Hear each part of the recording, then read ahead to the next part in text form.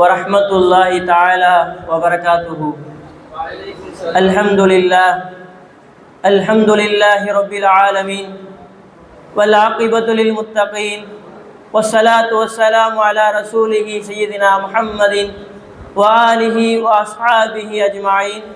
أما بعد، فقد قال الله تعالى في القرآن العظيم: أعوذ بالله من الشيطان الرجيم، بسم الله الرحمن الرحيم، إن إبراهيم كان أمة، صدق الله العظيم.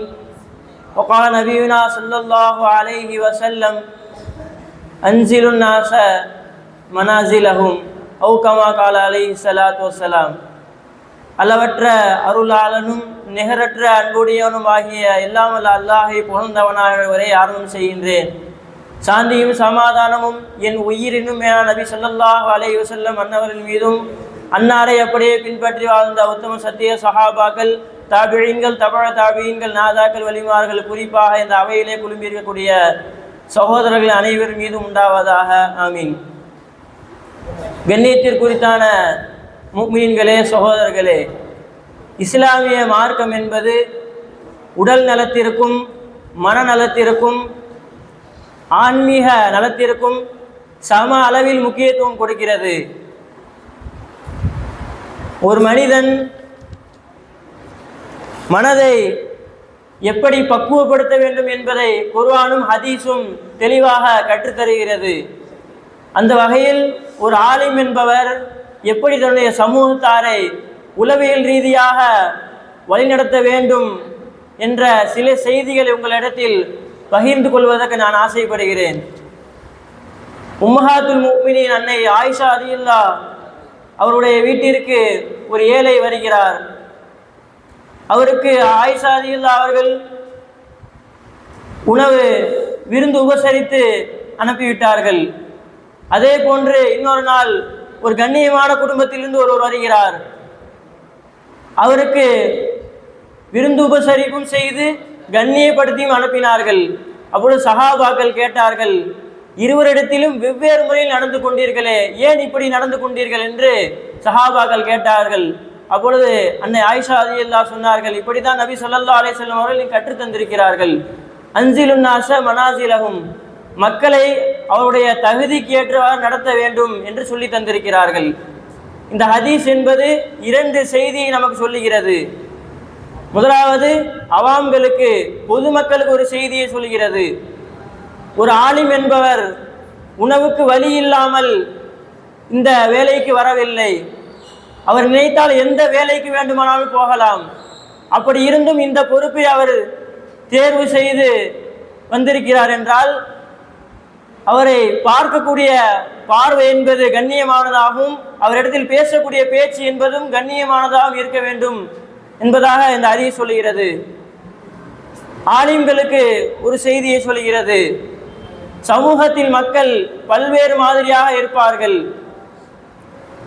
அவருடைய ஈமானுடைய தகுதிக்கு ஏற்ப அவர்கள் தர்பியத் செய்ய வேண்டும். உதாரணத்திற்கு 5 வக்தை சரியாக தொழக்கூடிய நபர்களும் இருப்பார்கள். ஜும்மாவுக்கு மட்டும் பள்ளிக்கு ஒதுங்கக்கூடிய நபர்களும் இருப்பார்கள். இப்படி யார் குறைவான அமல் செய்கிறார்களோ அவர்கள் விஷயத்தில் தனிப்பட்ட கவனம் எடுக்க வேண்டும் ஆலிம்கள் என்று இந்த ஹதீஸ் நமக்கு சொல்லி தருகிறது. அடுத்து, ஒரு ஆலிமிடத்தில் இருக்க வேண்டிய அடிப்படை தகுதி என்ன? சைக்காலஜி சொல்லுகிறது, ஒரு ஆலிமிடத்தில் தானாக சிந்தித்து முடிவெடுக்கக்கூடிய தன்மை இருக்க வேண்டும்.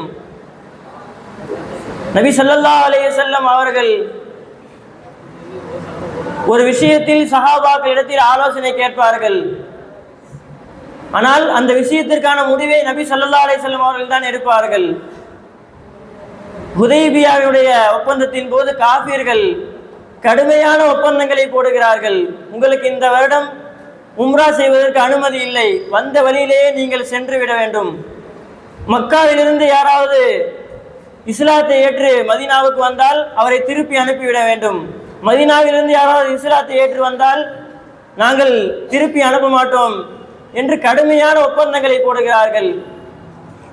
இதை கேட்ட உமர் ரலியல்லாஹு அவர்கள் கோபத்தில் கொந்தளிக்கிறார்கள். யா ரசூலல்லாஹ், நாம் ஹக்கில் இருக்கிறோம், இந்த ஒப்பந்தத்தை, இவருடைய ஒப்பந்தத்தை ஏற்க வேண்டுமா என்று கேட்கிறார்கள். இறுதியில் நபி ஸல்லல்லாஹு அலைஹி வஸல்லம் அவர்கள் அந்த ஒப்பந்தத்தை ஏற்றுவிட்டார்கள். இந்த ஹுதைபியா ஒப்பந்தத்திற்கு பிறகு ரோம், பாரசீகம், பகதாது போன்ற உலக நாடு முழுவதும் இஸ்லாமிய மார்க்கம் என்பது பரவியது. அப்படியானால் ஒரு ஆலிம் என்பவர் தானாக சிந்தித்து முடிவெடுப்பவராக இருக்க வேண்டும். அடுத்து ஒரு ஆலிமிடத்தில் இருக்க வேண்டிய குணம் சிக்மா என்ற குணம் இருக்க வேண்டும். அதாவது சிக்மா என்றால் எந்த விஷயமாக இருந்தாலும் இந்த குணம் இருக்கும் நபர் மன உறுதியோடு கையாளுவார். இப்பொழுது ஒருவர் அந்த மனிதனிடத்தில் குறை சொன்னால் அதை அவர் பொருட்படுத்தவே மாட்டார். இதே போன்றுதான் ஒரு ஆலிம் என்பவர் மக்கள் அவரிடத்தில் உள்ள குறையை சுட்டி காட்டும் பொழுது அதை குறையாக எடுக்காமல் தன்னுடைய முன்னேற்றத்திற்கான ஒரு படியாக எடுத்து அடுத்த கட்டத்திற்கு எப்படி செல்ல வேண்டும் என்பதை ஒரு ஆலிம் என்பவர் கவனிக்க வேண்டும். அடுத்து மக்கள் ஒரு ஆலிமை இழிவாக பேசினால் அதை கண்டு மனம் தளரக்கூடாது.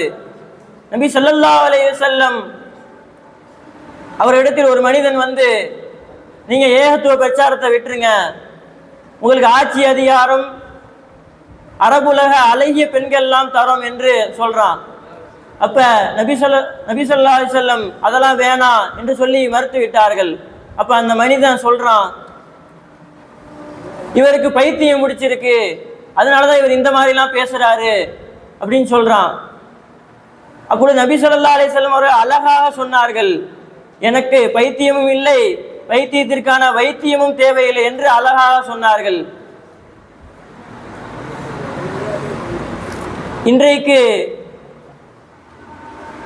சனது வாங்கிவிட்டு செல்லக்கூடிய சில ஆலிம்கள், நான் எல்லோரையும் சொல்லவில்லை, சில ஆலிம்கள் இமாமத்துக்கோ தர்சுக்கோ பணியாற்ற போகிறாங்க. ஆனால் அவங்களால அந்த பொறுப்பில் நிரந்தரமாக நீடித்து இருக்க முடியவில்லை. அல்லாஹ் தஆலா குர்ஆனில் சொல்கின்றான், இன்ன இப்ராஹீம கான உம்மா, இப்ராஹிம் அலைஹிஸ்ஸலாம் அவர்கள் பின்பற்ற தகுந்த தலைவராக இருந்தார்கள் என்று சொல்கிறான் அல்லாஹ் தஆலா. ஒருவர் எப்பொழுது பின்பற்ற தகுந்த தலைவராக ஆவார்? அவரிடத்தில் இந்த நான் மேற்கூறிய குணங்கள் எல்லாம் இருக்கும் பொழுதுதான் பின்பற்ற தகுந்த தலைவராக ஆகுவார். எனவே ஆலிமிடத்திலும் இந்த மேற்கூறிய குணங்கள் அனைத்தும் இருக்க வேண்டும். ஒரு ஆலிமிடத்தில் அறவே இருக்கக்கூடாத குணம் என்னவென்றால் கோ டிபெண்டன்ட், அடுத்தவரை சார்ந்திருப்பது. உங்களுக்கு புரிகிற மாதிரி சொல்லணும்னா, நம்ம மாசால பட்டிமன்றத்துக்கு பேர் கேட்குறாங்க. அப்போது நம்ம கேட்போம், அந்த டீமில் யார் பேசுகிறா, இந்த டீமில் யார் பேசுகிறா, எந்த டீமில் வலுவாக ஆள் இருக்காங்களோ அங்கே சேர பார்ப்போம், என்னையும் சேர்த்தான்னு சொல்கிறேன். இந்த நிலைப்பாடு என்பது ஒரு ஆலிமிடத்தில் இருக்கக்கூடாது.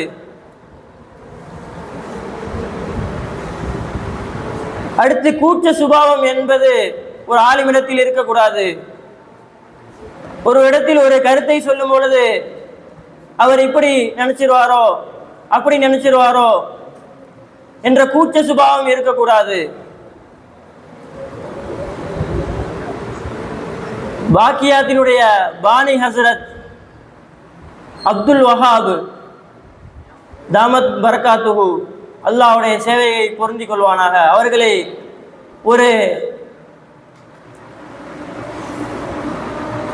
ஒரு ஹாஜியார் எத்தீம்கானா திறப்பு விழாவுக்காக அழைக்கிறாரு. அப்பொழுது அவர் சொல்றாரு, ஹஜ்ரத் இந்த மாதிரி இந்த எத்தீம்கானா அடுத்தடுத்த இது போல் விரிவாக்கம் செய்ய வேண்டும், இந்த எத்தீம்கானாவில் மாணவர்கள் அதிகமாக சேர வேண்டும், அதற்காக துஆ செய்யுங்கள் என்று சொன்னார். அப்பொழுது ஹஸ்ரத் அவர்கள் சொன்னார்கள், நான் இப்படி இந்த எத்தீம்கானாவுடைய பரக்கத்துக்கு துஆ செய்தால் எத்தீம்கள் தந்தை இல்லாத பிள்ளைகள் அதிகமாகி விடுவார்கள், பரவாயில்லையா என்று கேட்டார்கள். அப்படியானால் ஒரு ஆலிம் என்பவர் யாராக இருந்தாலும் சரி, ஒரு கருத்தை மார்க்க ரீதியான ஒரு கருத்தை சொல்லும் பொழுது அதை யாராக இருந்தாலும் சரியாக சொல்ல வேண்டும். அல்லாஹ் தஆலா நம்மை உளவியலில் கை தேர்ந்த ஆலிம்களாக நம்மை ஆக்குவானாக. ஆலிமே ரப்பானிகளாக நம்மை ஆக்கி அருள் புரிவானாக. வாஹிர் தாவானா அல்ஹம்துலில்லாஹி ரப்பில் ஆலமீன். அஸ்ஸலாமு அலைக்கும் வரஹ்மத்துல்லாஹி தஆலா வபரகாத்துஹு.